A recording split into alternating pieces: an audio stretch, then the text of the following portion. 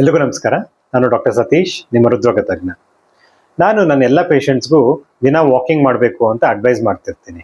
ಆಗ ಎಷ್ಟೋ ಜನ ಪೇಷಂಟ್ಸು ನೋಡಿ ಡಾಕ್ಟ್ರೆ, ನಾನು ದಿನಕ್ಕೆ 10,000 ಹೆಜ್ಜೆ ನಡಿತೀನಿ ಅಂತ ಖುಷಿಯಿಂದ ಹೇಳ್ತಿರ್ತಾರೆ. ಆದರೆ ಬರೀ ನಂಬರ್ ಮುಖ್ಯ ಅಲ್ಲ, ನೀವು ಹೇಗೆ ನಡೀತಾ ಇದ್ದೀರಾ ಅನ್ನೋದು ನಿಮ್ಮ ಹಾರ್ಟ್ ಹೆಲ್ತ್ಗೆ ತುಂಬ ಇಂಪಾರ್ಟೆಂಟ್. ಸೊ ನಿಮ್ಮ ಹೃದಯಕ್ಕೆ ನಿಜವಾಗ್ಲೂ ಬೇಕಾಗಿರೋದು ಬ್ರಿಸ್ಕ್ ವಾಕಿಂಗ್.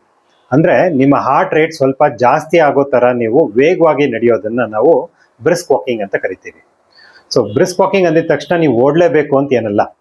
ಸೊ ಅದೇ ರೀತಿ ಸುಮ್ಮನೆ ಪಾರ್ಕಲ್ಲಿ ಹರಟೆ ಹೊಡ್ಕೊಂಡು ನಿಧಾನವಾಗಿ ಸ್ಲೋ ಆಗಿ ಫ್ರೆಂಡ್ ಜೊತೆ ಮಾತಾಡ್ಕೊಂಡು ಹೋಗ್ತಾ ಇದ್ರು ಸಹ ನಿಮ್ಮ ಹಾರ್ಟ್ಗೆ ಏನೂ ಪ್ರಯೋಜನ ಆಗೋದಿಲ್ಲ.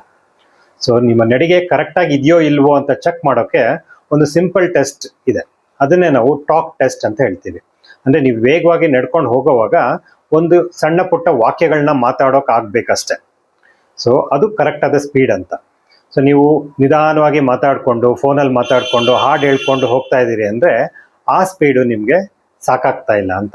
ಅಂದರೆ ಆ ಸ್ಪೀಡಲ್ಲಿ ನೀವು ಮಾಡಿದಾಗ ನಿಮ್ಮ ಹಾರ್ಟ್ಗೆ ಒಳ್ಳೆ ಎಕ್ಸಸೈಸ್ ಆಗೋದಿಲ್ಲ, ನಿಮ್ಮ ಹಾರ್ಟ್ ಸರಿಯಾಗಿ ಎಕ್ಸಸೈಸ್ ಸಿಗ್ತಾ ಇಲ್ಲ ಅಂತ ಅರ್ಥ.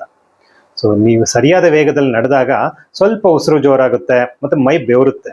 ಸೊ ಇದು ತುಂಬ ಒಳ್ಳೆಯದು, ಯಾಕಂದರೆ ನಿಮ್ಮ ಹಾರ್ಟ್ ಈಗ ಕೆಲಸ ಮಾಡೋಕ್ಕೆ ಶುರು ಮಾಡಿದೆ ಅಂತ ಅರ್ಥ. ಸೊ ದಿನ ಈ ರೀತಿ ಬ್ರಿಸ್ಕ್ ವಾಕಿಂಗ್ ಮಾಡೋದ್ರಿಂದ ರಕ್ತ ಸಂಚಾರ ಸುಧಾರಿಸುತ್ತೆ, BP ಮತ್ತು ಕೊಲೆಸ್ಟ್ರಾಲ್ ಕಂಟ್ರೋಲ್ ಬರುತ್ತೆ. ಅಷ್ಟೇ ಅಲ್ಲ, ಹಾರ್ಟ್ ಅಟ್ಯಾಕ್ ಆಗೋ ರಿಸ್ಕ್ ಕೂಡ ತುಂಬ ಕಡಿಮೆ ಆಗುತ್ತೆ.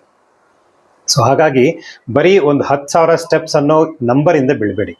ಸೊ ಗಂಟೆಗಟ್ಟಲೆ ನಿಧಾನವಾಗಿ ನಡೆಯೋದಕ್ಕಿಂತ ದಿನ ಒಂದು 35-40 ನಿಮಿಷ ಸರಿಯಾದ ವೇಗದಲ್ಲಿ ನಡೆದ್ರೆ ಸಾಕು. ಸೊ ನಿಮ್ಮ ಹಾರ್ಟು ತುಂಬ ಸ್ಟ್ರಾಂಗ್ ಆಗುತ್ತೆ. ಸೊ ನೆನ್ಪಿಟ್ಕೊಳ್ಳಿ, ಬರೀ ನಡೆಯೋದಲ್ಲ, ನಿಮ್ಮ ಹಾರ್ಟ್ಗೆ ಶಕ್ತಿ ಬರೋ ಥರ ನಡೆಯೋದು ಮುಖ್ಯ. ಧನ್ಯವಾದಗಳು.